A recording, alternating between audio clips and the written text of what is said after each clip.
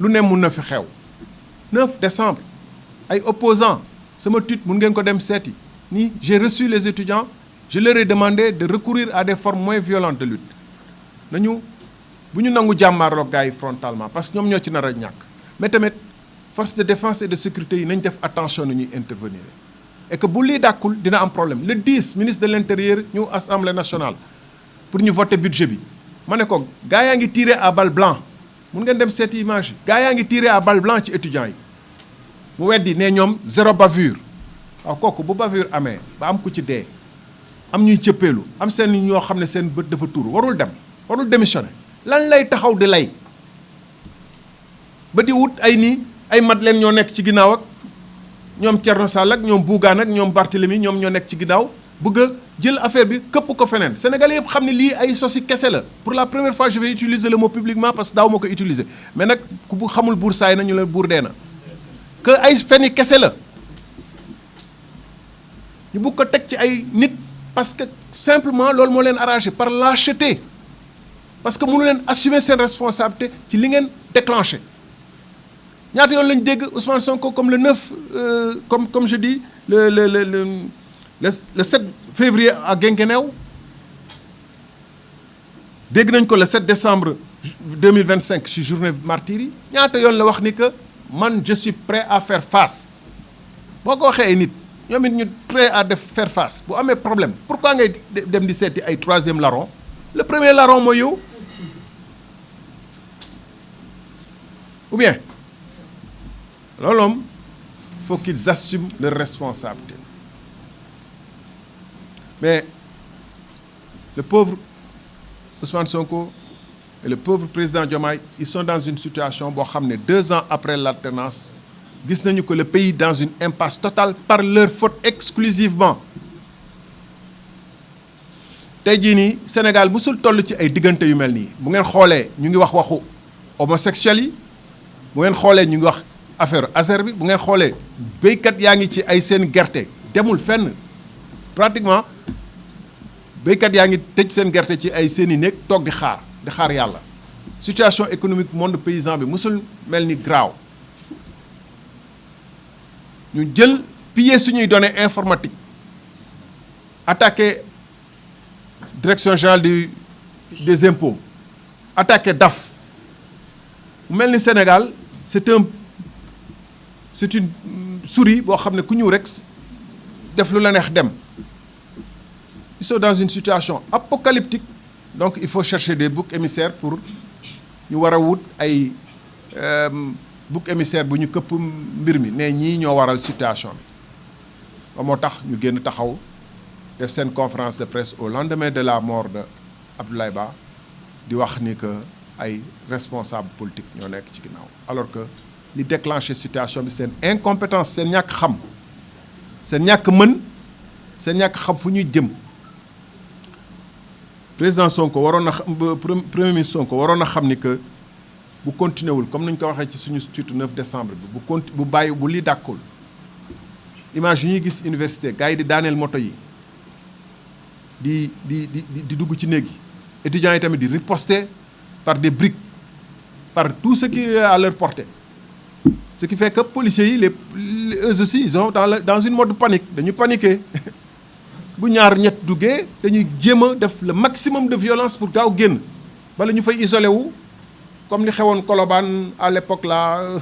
ci événement 2011 2012 yi ba benn gendarme xaw ma benn policier ñàkk ci bakkanam yooyu la ñuy tiit ñoom ils ont peur hein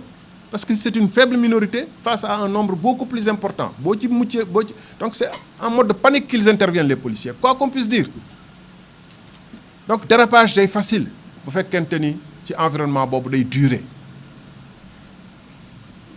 responsabilité dérapage yooyu responsabilité problème yooyu quel que soit ku ñu wax ni moom moo boom Abdoulaye Ba responsable ultime c'est le gouvernement qui a laissé cette situation délétère comme Gaza comme Intifada durer au Sénégal pendant 2 mois après avoir décidé le 2 février ba ñu dajeek étudiants yi ci benn hôtel de Dakar ni désormais on va appliquer notre réforme telle qu'on l'entend loolu moo waral situation bi soxlul benn opposant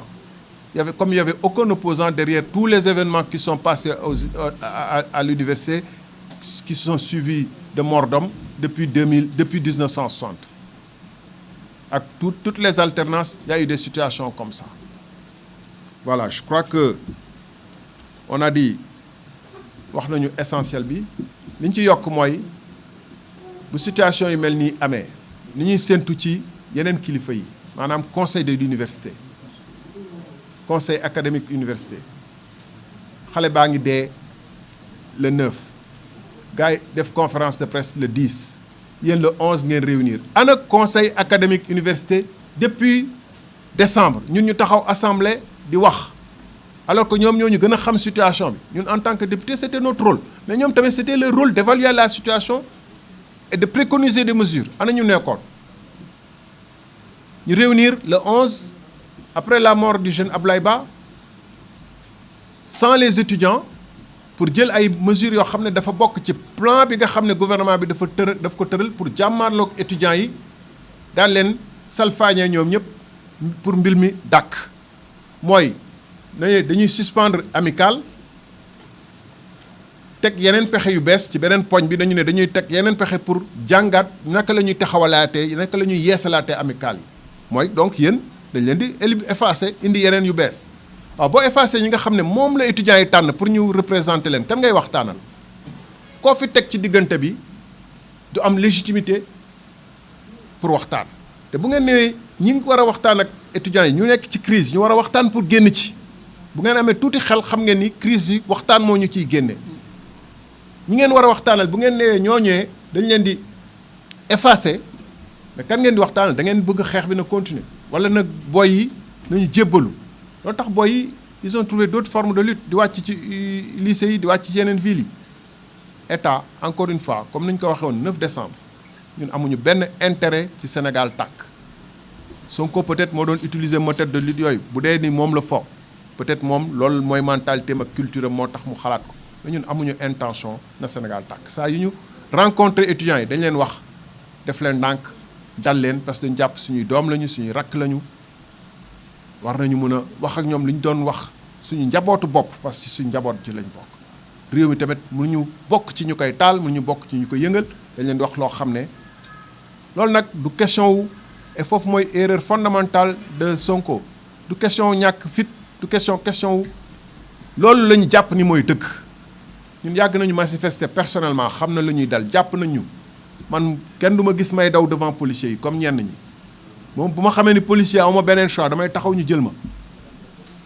la dernière fois ba ñuy fanaan policier ñu nag ñoom Thierno Bocoum ak ñoom Déthié Fall que je salue tous au passage Omar Sarr ci ay manifestation la dawuñu du ñu daw donc soxlawul ngay tëkku nit ñi di wax sénégalais alors que gis nañ la fii manifestation yi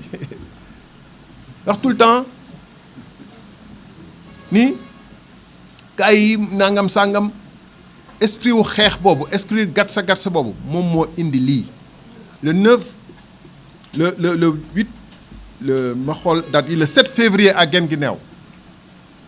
fa taxaw jàkkaarloo def lien entre ASER ak université ne ay opposants ñu ngi ci derrière étudiants yi maa ngi ñëw seen kaw laa ne gars yi ñun lay waxal ba mu defee link entre ASER bi ak opposants yi nekk université gars yi la dama ci woo ñu bëri ne leen préparer leen ci ñun la ñëw mais dinañu fekk moo tax tey ñu ñëw conférence de presse ne ko nous sommes là et nous serons là j'ai appelé quelques-uns d'autres proches ak yooyu ne leen waa ji ñun lay jéem a fexeel mais amul dara contre nous dara te duñu mën a tere wax parce que ASER bi moo leen déranger te dinañ ci wax ba xaalis bi feeñ xam nañu ñun ñan ñoo jël xaalis bi ñoom xam nañu ñu jël xaalis bi te xam nañu duñu noppi 37 milliards ngeen bëgg ko mu bëgg a disparaître ngeen ne benn espagnol jël te ngeen bàyyi espagnol mi mu dem sama sàcc ngi ni dem mu ngi dem moom la mais kii mooy suma sàcc wala moo yóbbu sama xaalis même bu ko sàccagul mais du ma ko wax dara du ma ko def dara fan ngeen ko mës a gisee pourquoi ça veut dire am na lu xew am déet non laajuma leen yéen de ñiy seetaan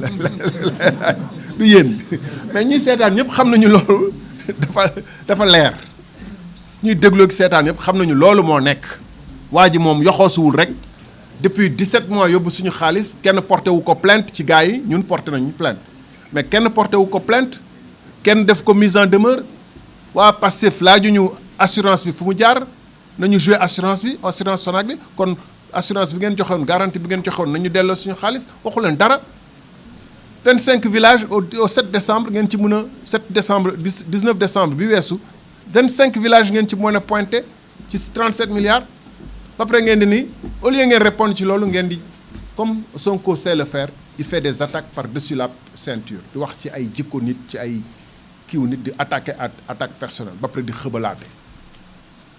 jour boobu ñu ngi ñoom ci ay lu ma tuddee woon tournée de vagabondage politique parce que vagabondage mooy nga bàyyi sa liggéey bàyyi situation université bu tar université Sénégal yëpp nekk ci ay njàqare ngeen war a toog régler loolu ngeen di dem ci àll bi di tourner pour def seen campagne électorale déguisée loolu la ñu newee woon président bu demee Sénégal oriental moom mu dem kii le lendemain ñu dajeeg CICES nag di fecc ka dalal di tëb ka dal ne ñoo ci nekk mais le surlendemain maanaam le lundi s'il y a eu décès à l'université mais ils doivent se dire que nous on a été nuls on a été incompétents on n'est rien ils doivent assumer qu'ils ont été nuls ils doivent assumer qu'ils ont été incompétents ils doivent assumer qu'il y a une rupture totale entre eux et le peuple que pendant que les étudiants souffraient et étaient réprimés que pendant que les étudiants rentrent à l'université dire que ñun dañu xiif xeexuñu que pendant que les étudiants di maajal ci mbedd mi pour am lu ñu lekk ñoom ñu ngi fecc te ñoom ñoo ne woon étudiants yooyu ñun yéenay ñun ba tax na bañ koy jàpp étudiants yi ñoo doon njëkk a génn nekk barrière ils doivent dire qu'ils sont nuls loolu mooy réalité bi Sonko et son gouvernement ont été totalement nuls sur cette question loolu mooy réalité bi gaa yaa ngi maajal ci mbedd mi di wut lu ñu lekk di togg yéen a ngi CICES di fecc di wax ay waxu wala di géngi neew di wax waxu picc ba pare am mordom ngeen taxaw génn fii di naan am nay opposants yu nekk ci ginnaaw ministre de la justice am ñëw di bégayee di wax lu ko neex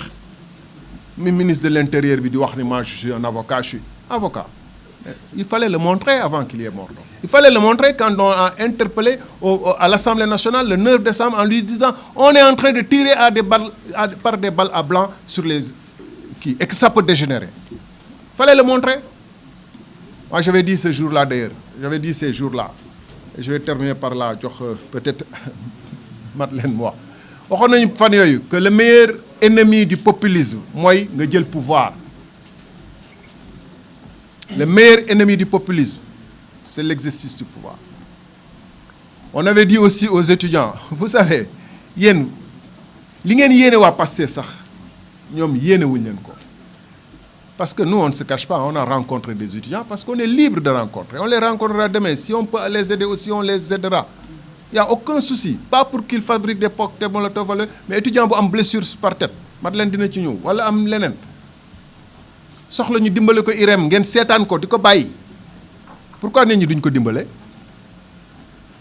Ngeen koy nee leen dimbale wuñ ko mais bu ko kenn dimbale. Donc, on avait dit aux étudiants quand ils étaient venus, ñu ne leen mais